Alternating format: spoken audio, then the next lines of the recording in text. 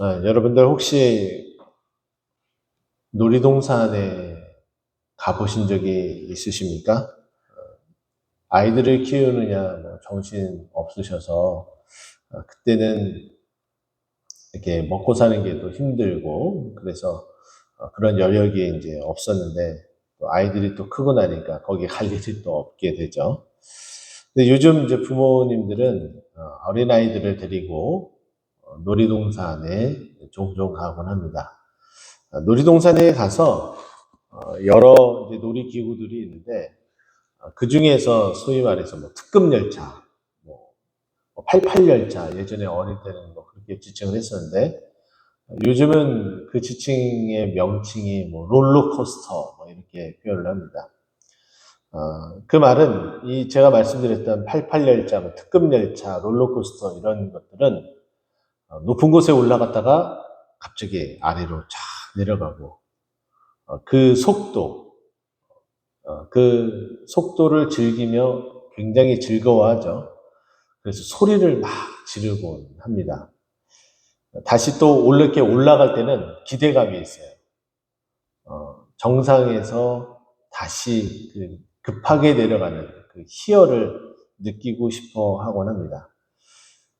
그런데 이제 놀이동산에서는 그와 같이 즐거운 어떤 모습을 우리가 상상해 볼 수 있지만 우리 인생에 있어서 롤러코스터가 있으면은 그거 못 견딥니다. 그러지 않겠어요? 잘 될 때는 한없이 좋지만은 갑자기 곤두박질 친다 그러면은 와, 어떻게 내 인생이 이럴 수 있을까? 막 가만 앉아만 있어도 눈물이 주르르 흐르고 신세 한탄만 나오게 되고 눈물이 나의 양식이 돼서 기도하게 되는 그런 상황을 맞게 됩니다. 근데 또 그것을 다 지나오고 지금의 이 자리까지 앉아서 가만 돌이켜보면은 그게 인생인 것 같아요. 그게 굴곡이 크던 작던 그게 인생이었다라고 말할 수 있지 않을까. 오늘 본문 말씀이 그 얘기를 해줍니다.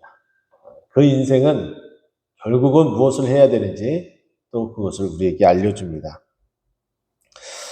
여러분 보세요. 33절 말씀인데요. 여호와께서는 강이 변하여 광야가 되게 하시며 샘이 변하여 마른 땅이 되게 하시며 라고 먼저 이야기를 합니다.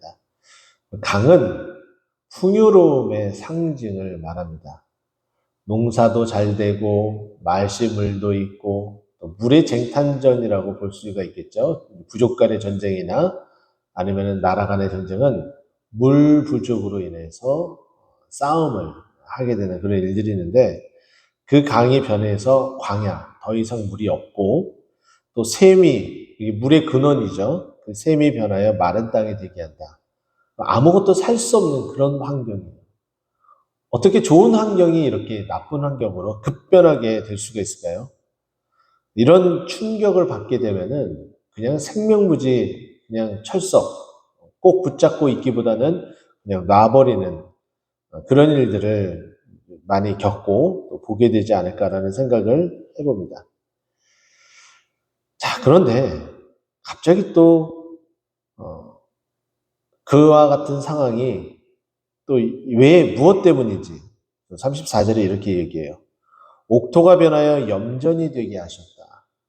옥토는 우리가 먹을 수 있는 양식을 걷어들일 수 있는데 염전은 물론 소금이 인류에 있어서 가장 중요한 필요한 우리의 필요한 것이기도 하지만은 여기서 말하는 옥토가 변하여 염전이 되게 했다라는 것은 더 이상 살 수 없는 땅이 되어버렸다라는 거예요. 그 이유가 무엇이냐면은 그 주민의 악으로 말미암아 악이 결국은 강이 변하여 광야가 되고 샘이 변하여 마른 땅이 되었고 그 악 때문에 옥토가 염전이 되게 하였다라고 말하고 있어요. 참 안타까운 일이겠죠. 자, 그런데 이와 같은 일이 또 있습니다. 39절 말씀이 돼요. 다시 압박과 재난과 우환을 통하여 그들의 수를 줄이시며 낮추시는도다. 또 이와 같은 일이 다시라는 표현을 통해서 또 일어났구나 라는 것을 보게 돼요.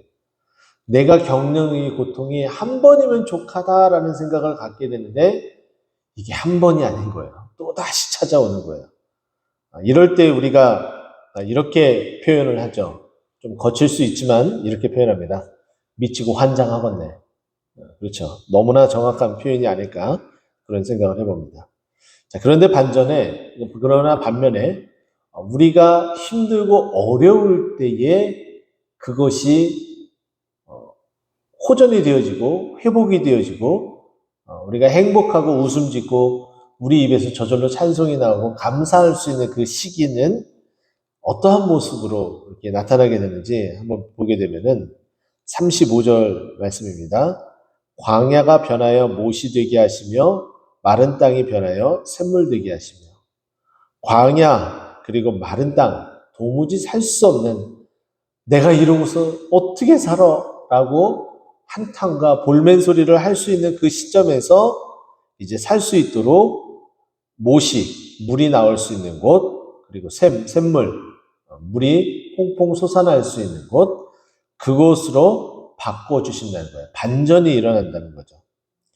또 36절에 줄인 자들로 말미암아 거기에 살게 하사 그들이 거주할 성읍을 준비하게 하시고.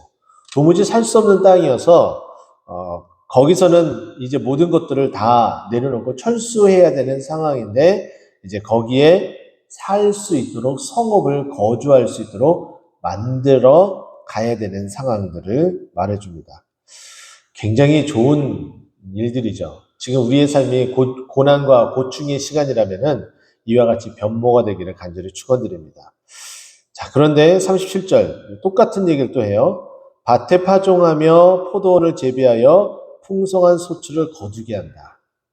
그 마른 땅에서 여기 보면은 포도 그리고 다른 어떤 재배물도 그냥 거두는 것이 아니라 풍성한 소출을 거두게 한다.